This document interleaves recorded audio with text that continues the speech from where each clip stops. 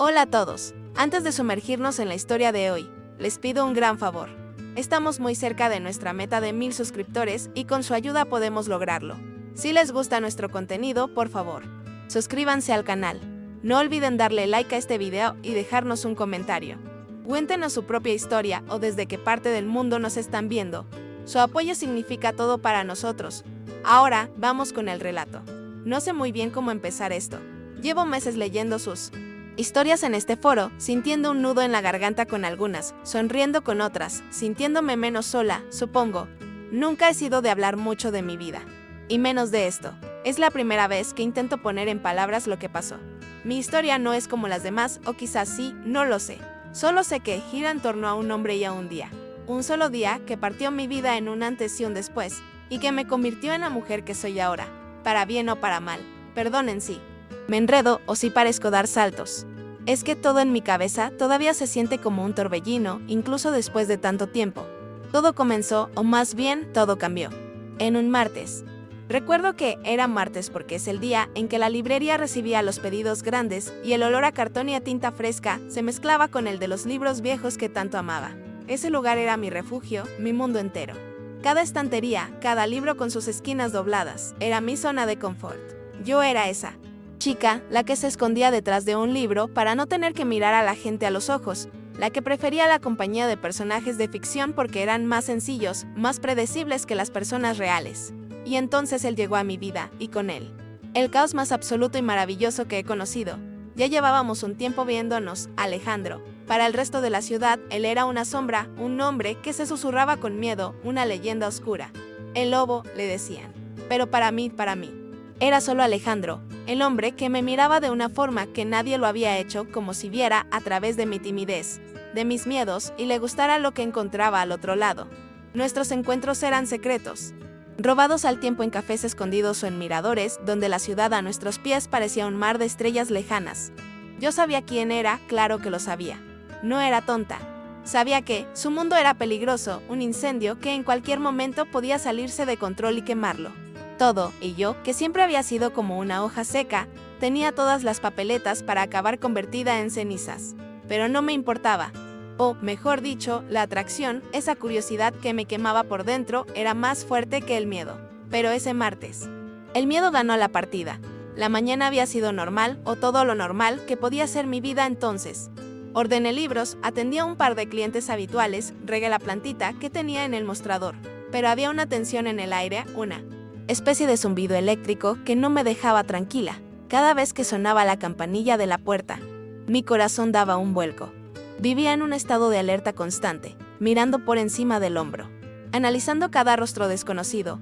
Estar con él era eso, vivir en una especie de sueño febril, hermoso pero aterrador. Un sueño del que sabía que, en cualquier momento, podía despertar de la peor manera. Y la llamada de atención llegó pasadas las 6 de la tarde, justo cuando me preparaba para cerrar. La campanilla sonó, pero no era un cliente. Era él, Alejandro. Se quedó parado en el umbral, recortado contra la luz anaranjada del atardecer. Y supe que algo iba muy mal. No era el Alejandro de nuestros encuentros secretos. El que sonreía de lado y me hacía sentir la mujer más especial del mundo. Este era el lobo.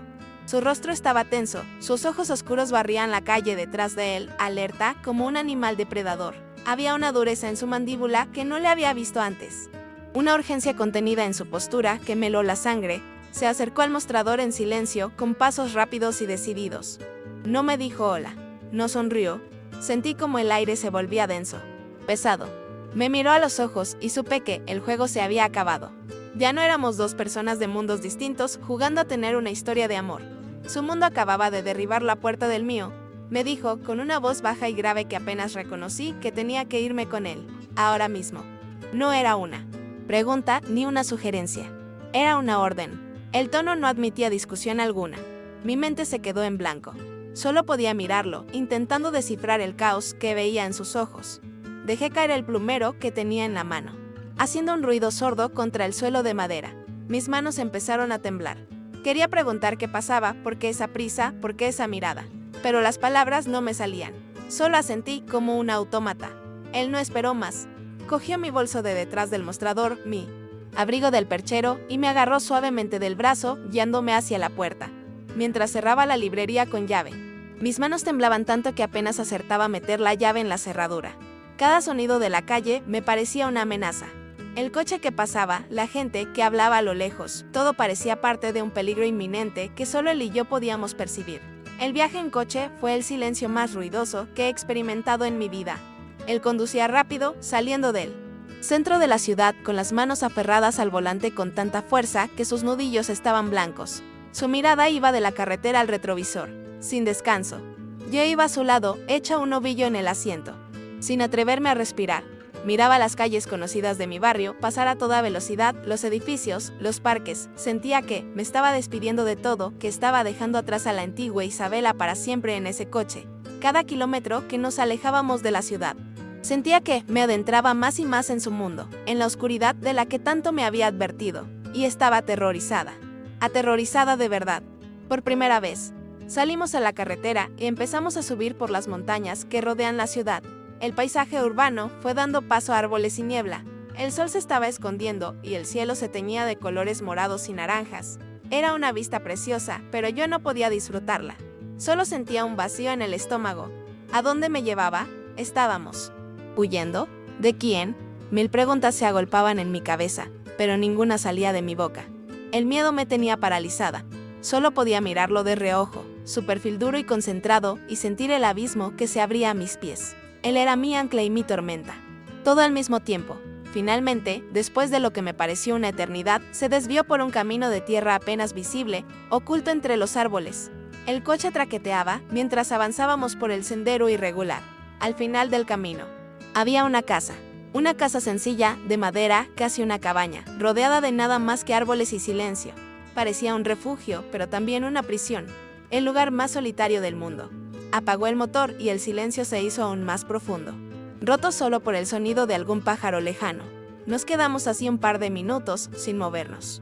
Yo no sabía qué esperar. Él seguía con la mirada perdida en el horizonte, como si estuviera librando una batalla dentro de su propia cabeza. Finalmente, se giró hacia mí. La dureza de su rostro se había suavizado un poco, reemplazada por una especie de cansancio, de dolor. Me dijo que teníamos que hablar. Dentro, la casa era austera. Un par de sofás, una chimenea, una pequeña cocina. Olía a madera y a humedad, pero lo que más me impactó fue el enorme ventanal del salón que daba a un valle cubierto por una espesa niebla. Nos sentamos en uno de los sofás, pero no juntos. Él se quedó de pie, paseando de un lado a otro como un animal enjaulado. Yo me abracé las rodillas, sintiéndome pequeña e increíblemente vulnerable. Y entonces empezó a hablar. Y cada palabra que salía de su boca era una piedra que rompía la superficie de la realidad que yo había construido. Me contó que no era una casualidad que me hubiera sacado así de la ciudad, que alguien sabía de mí, no mi nombre, no quién era exactamente, pero sí que existía una chica, la chica del lobo, y ese alguien era su mayor rival, un hombre cuyo apodo ya me dio escalofríos, el Escorpión. Me explicó que ese hombre, Héctor, llevaba tiempo buscándole un punto débil, una grieta en su armadura. Y yo, sin quererlo, me había convertido en esa grieta. Sentí un frío glacial recorrerme la espalda. El peligro abstracto, la idea de que su mundo era peligroso. De repente tenía un nombre y un objetivo, y el objetivo era yo. Mi mente voló. ¿Cómo lo sabía? ¿Alguien nos había seguido? ¿Nos habían visto en aquel café? Cada encuentro secreto pasó por mi cabeza como una película, pero ahora teñida de terror. Ya no eran recuerdos románticos, eran pruebas de mi imprudencia. Él me había advertido una y otra vez que me alejara, que su mundo no era para mí. Y yo no le había hecho caso, cegada por algo que ni yo misma entendía. Pero lo que me dijo después fue lo que de verdad lo cambió todo. Dejó de hablar del peligro inmediato, de Héctor, de la amenaza. Se detuvo frente al ventanal, dándome la espalda, y empezó a hablar de él, de su pasado. Su voz era diferente, más baja, cargada de un dolor antiguo. Me contó que él no siempre había sido así, que no había nacido siendo el lobo. Me habló de su infancia en un barrio pobre, de sus padres, gente buena que trabajaba sin descanso para nada, para acabar destruidos por unos usureros sin escrúpulos. Me describió la impotencia que sintió siendo un niño, viendo cómo se lo quitaban todo, cómo la humillación les apagaba la vida en los ojos. Me confesó que ese día, el día que lo perdió todo, se juró a sí mismo que nunca más volvería a ser débil, que nunca más permitiría que nadie le pasara por encima a él o a los suyos. Mientras hablaba, yo no veía al mafioso temido, veía a un niño roto. un joven lleno de rabia que tomó un camino oscuro porque pensó que era el único que le daría la fuerza para sobrevivir. Su voz se quebró un par de veces.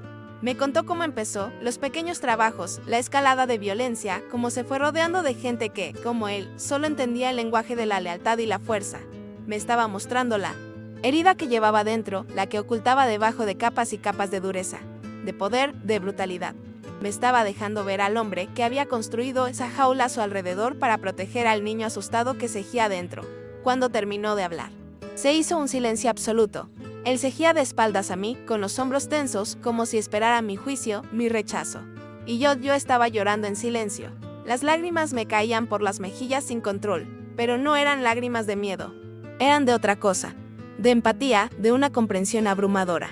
El miedo cejía ahí, en algún rincón de mi estómago. Pero ahora estaba envuelto en una ternura que me desgarraba el pecho. Todo el terror que había sentido en las últimas horas se transformó en una necesidad inmensa de, no sé, de abrazarlo. De decirle que yo sí lo veía. Que veía al hombre detrás del monstruo. Me levanté del sofá con las piernas temblorosas. Caminé lentamente hacia él. Cuando estuve a su espalda, dudé un segundo. ¿Qué hacía? ¿Qué se suponía que debía hacer? Pero entonces, mi mano se movió sola. Con la punta de los dedos, le toqué el brazo. Él se estremeció como si mi contacto fuera una descarga eléctrica, pero no se apartó. Se giró muy despacio y vi su rostro. Sus ojos oscuros, normalmente tan fríos y controlados, estaban llenos de una vulnerabilidad que me partió el alma. Estaban húmedos, al borde de las lágrimas. En ese momento, mirándonos a los ojos, en esa casa perdida en la montaña, con un enemigo. Buscándome y su pasado abierto en canal entre nosotros, todo dejó de importar. Le tomé la mano. Estaba fría. Se la apreté con todas mis fuerzas, intentando transmitirle todo lo que no podía decir con palabras.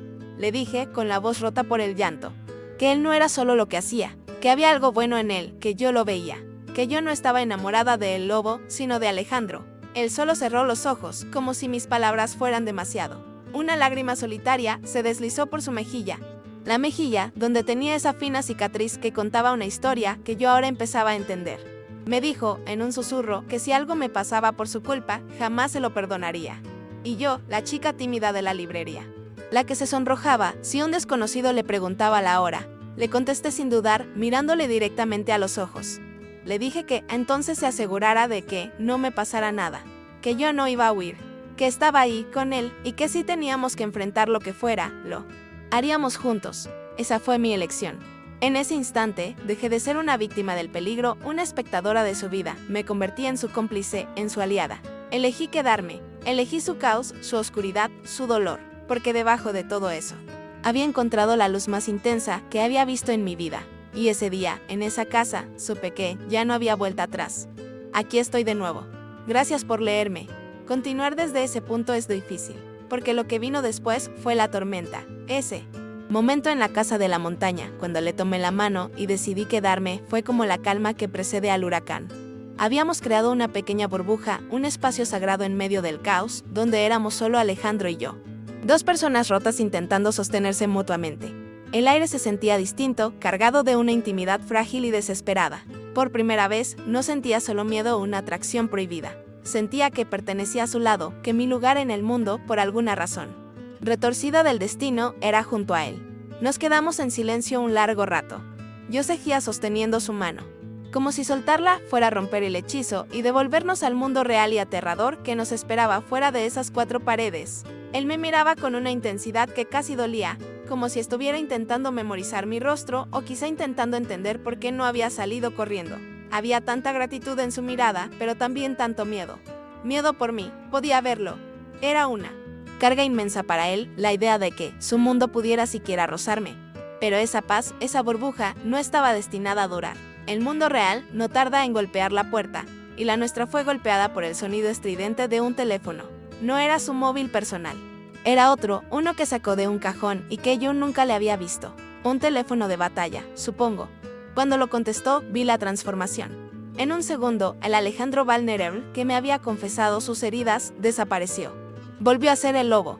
Su espalda se enderezó, su mandíbula se tensó y sus ojos se volvieron fríos, calculadores. No podía oír lo que decía la persona al otro lado, pero no necesitaba hacerlo. Veía la conversación entera en el rostro de Alejandro. Vi la sorpresa inicial, seguida de una ira helada que le recorrió el cuerpo. Paseaba por la habitación mientras escuchaba cada músculo de su cuerpo en tensión. Era Ricardo, su hombre de confianza, lo supe después. Y las noticias no eran buenas. Eran pésimas. Héctor no solo sabía de mí, sino que había descubierto la librería. Mi librería, mi refugio. Estaba planeando algo, un ataque, esa misma noche. Quería usar mi lugar, mi mundo, como escenario para enviarle un mensaje a Alejandro. Un mensaje escrito con mi sangre. Cuando colgó, el silencio en la habitación fue aterrador.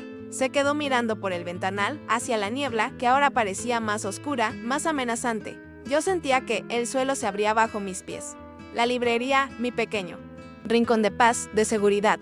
La idea de que ese lugar fuera a ser profanado, manchado de violencia por mi culpa, era una pesadilla. Sentí náuseas.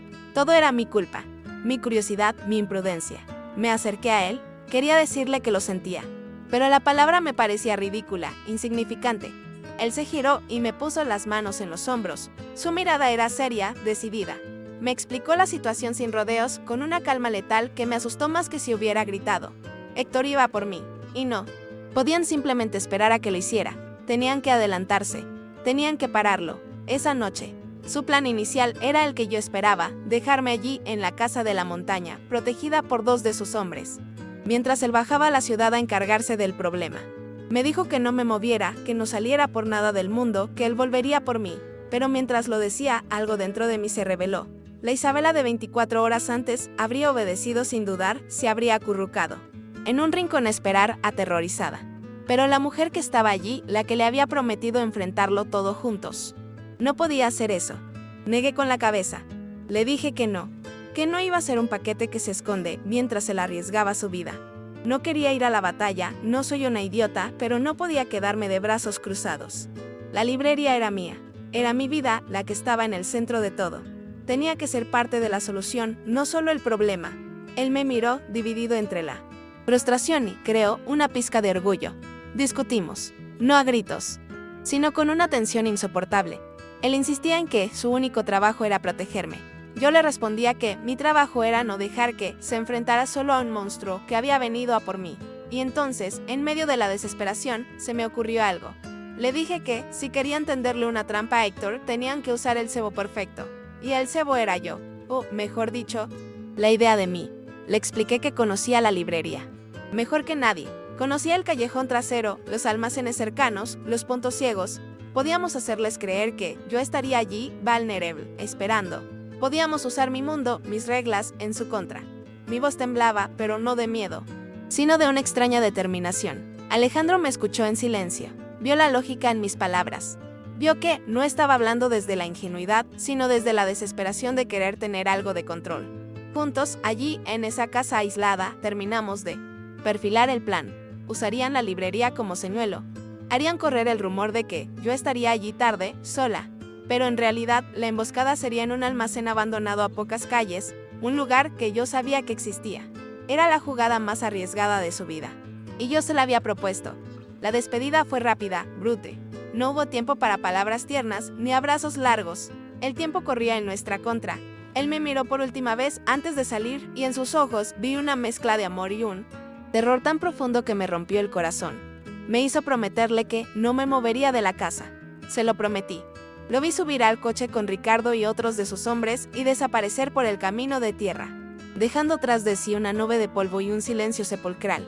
Y entonces empezó la verdadera tortura, la espera. Me quedé sola en esa casa, con 2 hombres armados y silenciosos montando guardia afuera. Las siguientes horas fueron las más largas de mi vida. Me sentía como un fantasma en esa casa que no era mía. Cada minuto era una eternidad. El tic-tac de un reloj en la pared se convirtió en el sonido de una bomba a punto de estallar. Cada crujido de la madera, cada soplo del viento fuera, me hacía saltar. Intenté leer uno de los libros que había en una estantería, pero las palabras bailaban en la página. No podía concentrarme. Mi mente estaba allí abajo, en las calles oscuras de la ciudad, en un almacén polvoriento, donde el hombre que amaba se estaba jugando la vida por mí. Me asomaba al ventanal y miraba la ciudad a lo lejos, un mar de luces parpadeantes e indiferentes. ¿Estaría pasando ahora? ¿Estaría él bien? Me imaginaba lo peor. Escenas horribles, sonidos de disparos, el rostro de Héctor, me abracé a mí misma, temblando. Rezando a un Dios en el que no estaba segura de creer. Recé por él. Le pedí al universo que me lo devolviera. En esas horas de angustia me di cuenta de la profundidad de mis sentimientos. No era un capricho, no era una fase. Lo amaba. Amaba.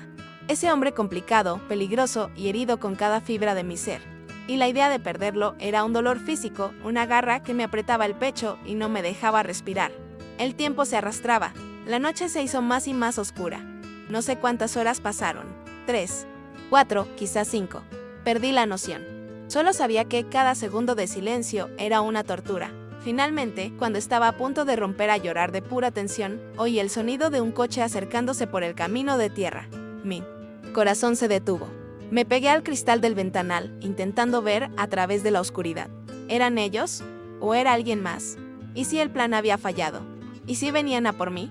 Vi las luces del coche y luego se detuvo. Se abrió una puerta. Contuve el aliento. Y entonces lo vi. Era él. Salió del coche y se quedó de pie un momento mirando hacia la casa. Corrí hacia la puerta y la abrí de golpe. No me importaron los guardias ni nada más. Solo corrí hacia él. Cuando llegué, me lancé a sus brazos, enterrando la cara en su pecho. Olía a pólvora, a sudor y a sangre. Estaba vivo, estaba allí. Me abrazó con fuerza, tanta que casi me rompe las costillas. Y sentí como todo el aire que había estado conteniendo salía de mis pulmones en un sollozo. Cuando me separé para mirarlo, vi el precio de la victoria. Estaba agotado, con un corte en la ceja y un moratón que empezaba a formarse en su pómulo. Su camisa estaba rota en el hombro y una mancha oscura de sangre se extendía por la tela. Me dijo, con la voz ronca por el cansancio, que se había acabado. Que Héctor estaba muerto. Que ya no era una amenaza. Lo llevé dentro y lo senté en el sofá. Mis manos temblaban mientras le quitaba la camisa para ver la herida del hombro. Era un roce de bala. Superficial pero doloroso. Sangraba. Fui al baño y busqué un botiquín. Mientras le limpiaba la herida con un cuidado que no sabía que poseía, él no me quitaba los ojos de encima. Estábamos de nuevo en nuestra burbuja, pero esta vez era diferente. Estaba manchada por la realidad de lo que había pasado. La violencia, la muerte, todo estaba allí, en la habitación, en el olor de su piel, en la herida abierta de su hombro. Me contó fragmentos de lo que había pasado. La emboscada. El enfrentamiento. No entró en detalles escabrosos, pero no lo necesitaba. Lo veía en su mirada perdida, en la forma en que sus manos temblaban ligeramente. La victoria no era gloriosa. Era fea, sucia y dejaba cicatrices por dentro y por fuera. Cuando terminé de vendarle el hombro, me quedé arrodillada frente a él. Él me tomó la cara entre sus manos. Sus dedos estaban fríos. Me miró a los ojos y vi la decisión final de ese día terrible formándose en su interior. Me dijo que esto no podía seguir así, que a esa noche, esperando el momento del enfrentamiento, no pensaba en Héctor ni en la guerra, solo pensaba en mí, en mi rostro, en que podía no volver a verme. Me dijo que esa noche, al ver el cañón de un arma apuntándole, comprendió que no quería morir, siendo el lobo. Quería vivir siendo Alejandro, y me dijo que quería algo mejor, para mí, para nosotros, juntos. Esa fue la verdadera victoria de esa noche, no la muerte de su enemigo. Fue su decisión, la decisión de dejarlo todo, de desmantelar el imperio que había construido con tanto dolor y rabia para empezar de cero. Por nosotros, ese día, ese larguísimo y terrible martes, fue el día en que casi lo pierdo todo, pero también fue el día en que lo gané. Gané al hombre que amo, no al mito. Esa noche, en esa casa de la montaña, mientras curaba sus heridas, supe que el futuro sería increíblemente difícil, que dejar atrás ese mundo no sería fácil. Pero también supe, con una certeza que me llenó el alma, que lo haríamos, juntos, porque el amor, a veces, florece en los lugares más oscuros. Y el nuestro acababa de sobrevivir a la peor de las tormentas.